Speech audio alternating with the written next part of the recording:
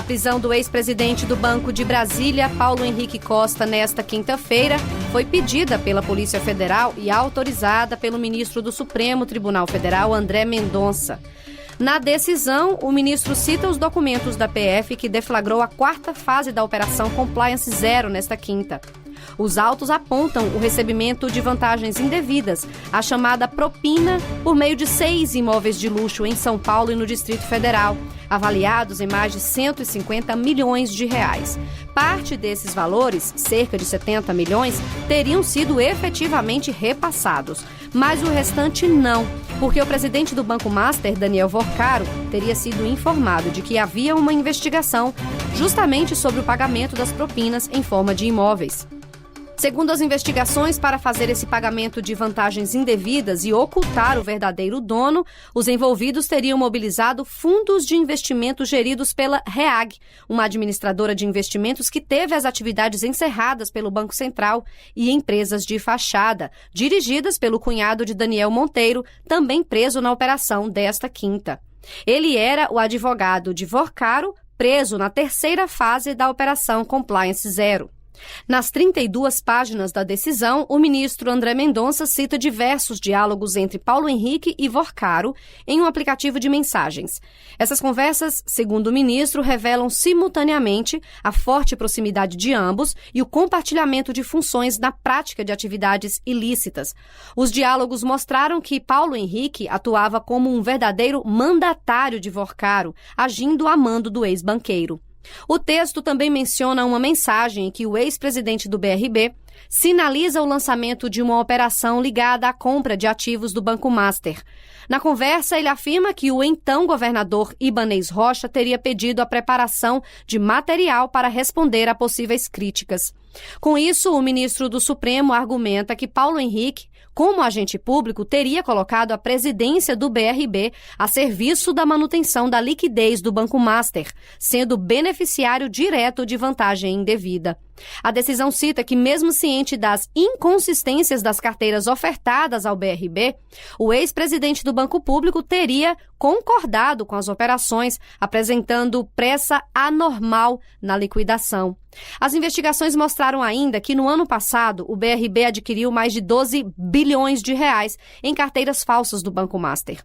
Mesmo assim, a decisão cita que a instituição pública teria persistido na parceria e seguido comprando novos ativos do mesmo parceiro. O ministro André Mendonça ainda argumenta que o pedido de prisão para os investigados Paulo Henrique e Daniel Monteiro vincula os dois à organização criminosa e diz que, em liberdade, poderiam usar a rede de influência para encobrir crimes, coagir testemunhas, ocultar dados e destruir provas. Procurada pela reportagem, a defesa do ex-governador Ibanez Rocha afirma que ele não acompanhava, não pressionou nem mesmo teve ingerência em operações entre os bancos. Também em nota, a atual governadora do DF, Celina Leão, informou que desde o primeiro momento todas as providências cabíveis foram adotadas com total colaboração junto às autoridades competentes. A defesa do ex-presidente do BRB, Paulo Henrique Costa, afirma que ele não cometeu crime e considera a prisão exagerada e desnecessária. A defesa de Daniel Monteiro não se manifestou até o fechamento desta reportagem. Da Rádio Nacional em Brasília, Sayonara Moreno. O Brasil deve colher no ciclo 25-26 a maior safra de grãos da história. Projeção da Conab fala em uma colheita total de 356 milhões de toneladas, 4 milhões a mais que na safra anterior. Caso o número se confirme, ele será a consequência do crescimento da área de cultivo, projetada em mais de 83 milhões de hectares, já que o rendimento médio das plantações deve encolher 0,8% para a casa de 4 toneladas e 200 quilos por hectare. Da Rádio 2, Humberto Ferretti. A Justiça do Rio de Janeiro determinou a internação do adolescente que participou de um estupro coletivo ocorrido em um apartamento em Copacabana no começo do ano. A medida também proíbe que o jovem realize atividades externas por um período inicial de 6 meses. A decisão considerou a gravidade da conduta e a violência empregada, baseando-se no entendimento de que o jovem planejou uma emboscada contra a vítima, de 17 anos, com quem ele mantinha um relacionamento afetivo. A resolução também avalia que houve falha da rede familiar em prover limites adequados ao adolescente. A sentença diz ainda que o objetivo é prover a ressocialização do jovem e a preservação da ordem pública. Para fundamentar a decisão, foi aplicado o protocolo para julgamento sob perspectiva de gênero do Conselho Nacional de Justiça, o CNJ, que orienta magistrados a analisarem casos de violência contra mulheres, reconhecendo a desigualdade histórica e as relações de poder envolvidas. Para isso, foi valorizado o depoimento da vítima, considerado coerente e detalhado, além de corroborado por exames de corpo de delito. A juíza ressaltou ainda que, por se tratar de um crime de natureza sexual, em que geralmente não ocorre a presença de testemunhas, a palavra da vítima tem especial relevância e credibilidade. Os outros adultos acusados de participação no estupro estão sendo investigados. Da Rádio Nacional no Rio de Janeiro, Carolina Pessoa. Choperia e restaurante Chapa Quente. Mais que um lugar para comer, um espaço para viver bons momentos. Na praça de alimentação do Friburgo Shopping, de segunda a segunda, o sabor ganha destaque. Petiscos preparados com carinho, pratos à la carte feitos na hora, comida quilo com qualidade e o chopp sempre gelado. Entrega em domicílio e atendimento para empresas. WhatsApp 229 9820 5534. Chapa Quente. Tradição, sabor e convivência à mesa.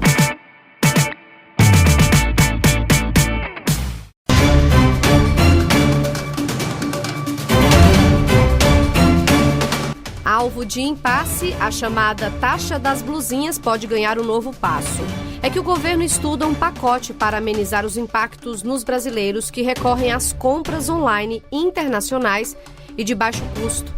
Pelo menos é o que citou o presidente Lula. Eu só não posso anunciar o que nós vamos fazer, porque nós temos um plano de trabalho para um determinado momento a gente fazer o anúncio. São vários anúncios que nós queremos fazer e a gente agora só vai anunciar quando tiver tudo pronto. Vai ter coisa boa. Nós estamos pensando em vários setores, é um trabalho meticuloso, sabe? Exige muita seriedade.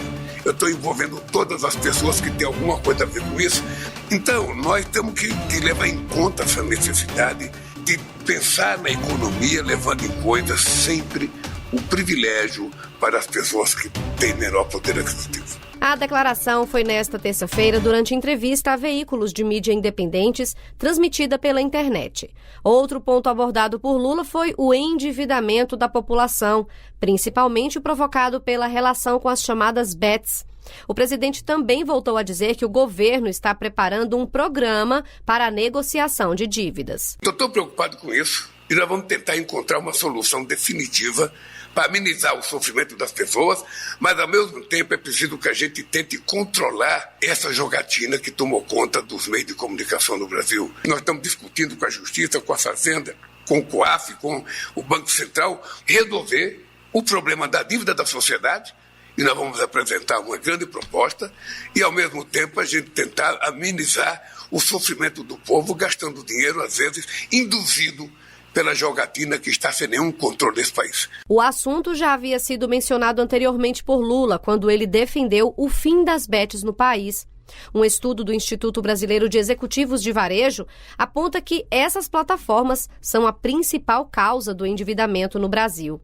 Ainda na entrevista, Lula voltou a citar os impactos da guerra no Oriente Médio sobre o preço do diesel aqui no Brasil. Segundo ele, o país teria formas de conter os preços abusivos se ainda tivesse a BR Distribuidora, vendida no governo passado. Na privatização está escrito que se a gente quiser adquiri-la só a partir de 2029. Como não conseguiram privatizar a Petrobras, eles foram tentando privatizar parte da Petrobras. Então, vendo uma refinaria aqui, vendo outra refinaria ali. Agora, se a gente tivesse a BR na nossa mão, o não aumento de preço seria controlado por nós. Agora, embora a gente esteja numa briga muito grande, porque nós isentamos PIS e COFINS dos impostos do óleo diesel, nós fizemos um acordo com o governo do estado, então, para a gente poder compensar, eu ainda sonho que a gente vai ter distribuidora de combustível. Ainda nesse ponto sobre a guerra de Estados Unidos e Israel contra o Irã, Lula voltou a criticar a insistência do presidente estadunidense Donald Trump no conflito. Essas ameaças do Trump não fazem bem para a democracia. Essa guerra do Irã é inconsequente. Agora a gasolina nos Estados Unidos está 35% mais cara. O Brasil é um dos países em que o combustível está mais baixo no mundo. Eu disse para o Trump, eu não quero guerra com você. A minha guerra com você é no argumento. Eu quero o poder da palavra para mostrar que nós estamos certos e você está errado. O presidente brasileiro ainda comentou sobre a detenção do ex-deputado federal Alexandre Ramagem nos Estados Unidos. Lula citou que Ramagem é condenado por golpe há 16 anos e defendeu que ele retorne ao Brasil para cumprir a pena. Da Rádio Nacional em Brasília, Sayonara Moreno. Instituições de pesquisa de todo o país trabalham em uma carta conjunta com recomendações e orientações destinadas a estudos sobre dispositivos usados por fumantes, a exemplo de cigarros eletrônicos, vapes e similares. Entre os participantes da elaboração do documento estão pesquisadores do INCA, Instituto Nacional de Câncer, e da Fiocruz, Fundação Oswaldo Cruz. As diretrizes foram debatidas nesta semana no seminário Construindo uma Agenda de Pesquisa Prioritária sobre Dispositivos Eletrônicos para Fumar, que reuniu pesquisadores, gestores públicos e especialistas de diversas instituições brasileiras no Rio de Janeiro. O ponto de partida foi um levantamento realizado entre 2019 e março deste ano, que identificou 59 estudos sobre os impactos desses dispositivos na literatura científica nacional. As pesquisas analisadas abordam dos males à saúde humana até dados epidemiológicos sobre experimentação e uso, além de aspectos regulatórios e de políticas públicas. No Brasil, desde 2009, é proibida a fabricação, venda, importação ou distribuição de todos os tipos de dispositivos eletrônicos para fumar. De acordo com o INCA, esses dispositivos contêm substâncias tóxicas que causam câncer, doenças respiratórias e cardiovasculares. Com informações da Agência Brasil, da Rádio Nacional no Rio de Janeiro, Priscila Terezo. Uma consulta pública aberta nesta semana pelo Ministério da Agricultura e Pecuária quer receber contribuições da sociedade sobre uma futura legislação sobre medicamentos genéricos e similares de uso veterinário. A Portaria 1590 foi publicada no Diário Oficial da União. As sugestões e recomendações podem ser encaminhadas pelo Sistema de Monitoramento de Atos Normativos, no portal do Mapa no gov.br. Para isso, é preciso estar cadastrado no Solicita, também no portal do Ministério da Agricultura e Pecuária.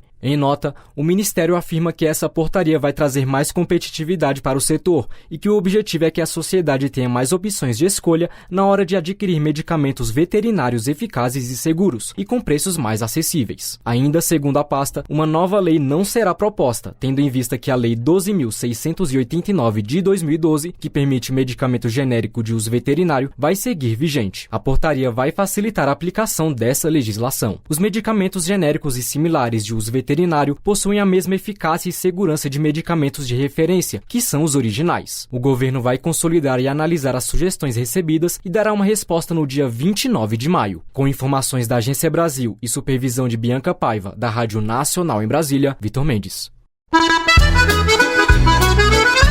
Reúna os amigos e a família e vá ao Bona Pizza. O funcionamento é de segunda a segunda até às 10 da noite. Localizado na praça de alimentação do Friburgo Shopping, o Bona Pizza oferece pizzas doces e salgadas, lanches rápidos, sucos e refrigerantes. Bona Pizza do Shopping da Praça. Telefone com WhatsApp 2523 3025. 2523 3025.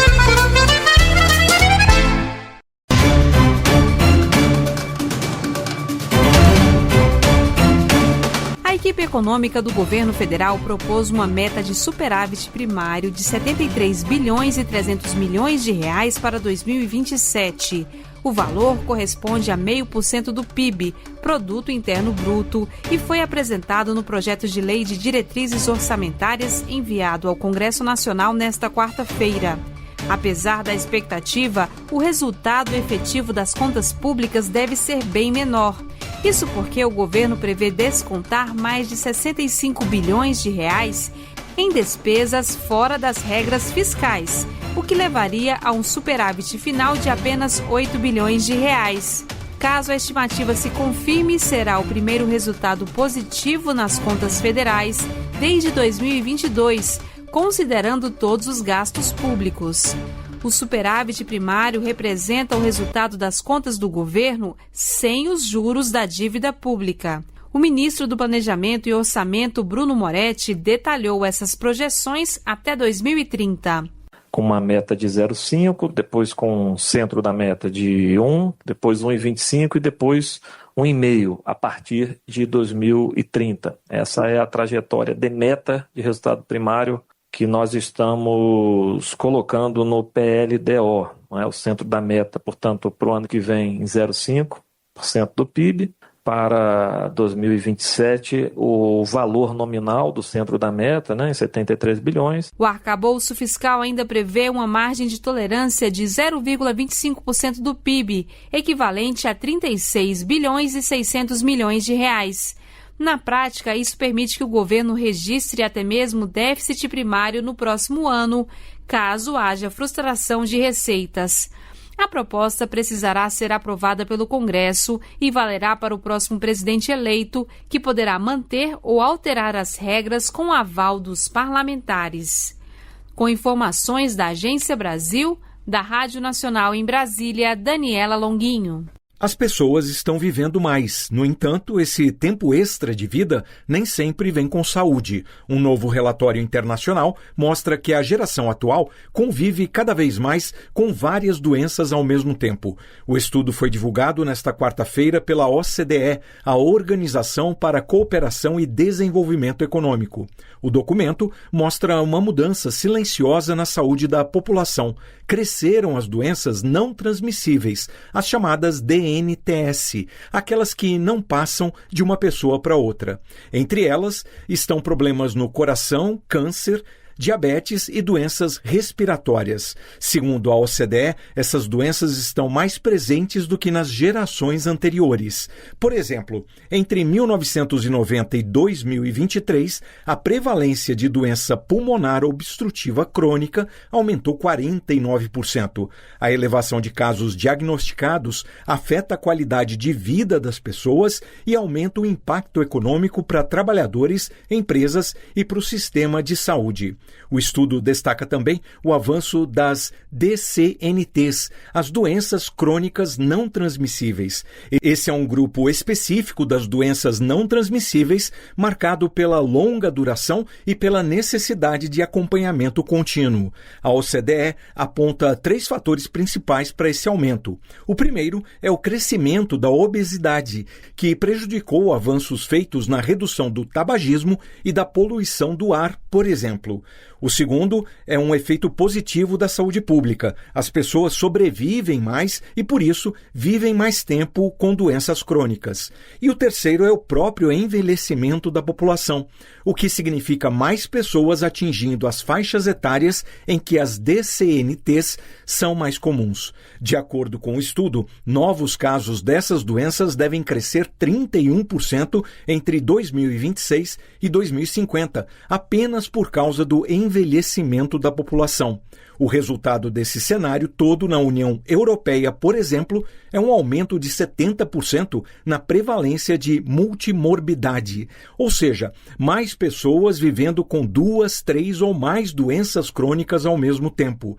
Segundo a pesquisa, isso pode aumentar em 50% as despesas anuais em saúde por pessoa na região. Para os especialistas, investir em prevenção, diagnóstico precoce e tratamento adequado pode reduzir impactos sociais, econômicos e sobre o sistema de saúde. Da Rádio Nacional em Brasília, Oussama El Gauri. Mais de 30 embarcações e estruturas usadas pelo garimpo ilegal na Amazônia foram apreendidas e inutilizadas em operação da Polícia Federal dentro de uma unidade de conservação de proteção integral perto da fronteira com a Colômbia. A Polícia Federal, em ação conjunta com o Instituto Chico Mendes de Conservação da Biodiversidade, concluiu nesta quarta-feira uma operação de 11 dias para combater atividades de extração ilegal de minério do interior da floresta amazônica. A ação ocorreu na Estação Ecológica Juami Japurá, unidade de conservação com mais de 800 mil hectares, localizada no município de Japurá, a mais de 700 quilômetros de Manaus. Durante a operação foram apreendidas e inutilizadas 18 dragas, 12 rebocadores e 6 balsas usadas pelos garimpeiros. Algumas estruturas foram explodidas ou incendiadas. A PF não forneceu dados sobre prisões. A atividade criminosa tem sido intensa na região. Até 2020, o Instituto Nacional de Pesquisas Espaciais quase não tinha registros de áreas desmatadas na Estação Ecológica Juami-Japurá. Os dados mostram que o desmatamento na área saltou de 14 hectares em 2020 para 698 hectares em 2023. Desde então, houve uma queda significativa no desmatamento. Da Rádio Nacional em São Luís, Gabriel Correa. Top Serrana, o portal que conecta você com música, jornalismo, cultura e comunidade. Conteúdo, participação e alto astral. Todos os dias. Uma rede formada a partir de relacionamentos e parcerias. Top Serrana, sua casa na internet.